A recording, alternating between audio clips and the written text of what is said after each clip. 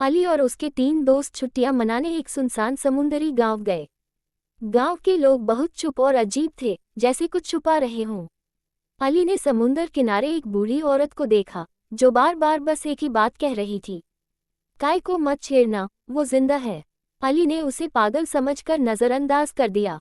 अगले दिन वो सब एक नाव लेकर समुंदर में निकल पड़े।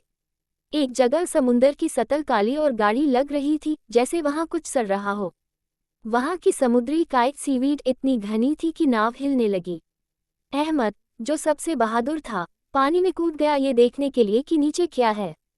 लेकिन कुछ ही पलों में उसने जोर से चीख मारी और काय ने उसे नीचे खींच लिया। पानी में सिर्फ बुलबुले रह गए और वो काय लहरा रही थी, जैसे कोई जिंदा चीज हंस रही हो। अली और बाकी 2 दोस्त डर के मारे वापस भागे, लेकिन रात को उनके कमरे की दीवारों से नमी आने लगी और उसमें से काय उगने लगी। एक साया, जो पूरी तरह काय से बना था, उनके चारों ओर घूमने लगा। उसकी आंखें नहीं थीं, बस डरावनी चीखें थीं। वही बूढ़ी औरत फिर दिखी और बोली, तुमने उसे जगा दिया है, अब वो तुम्हें नहीं छोड़ेगा। अगली सुबह सिर्फ अली जिंदा था, गीला, चुप और पागलों जैसा।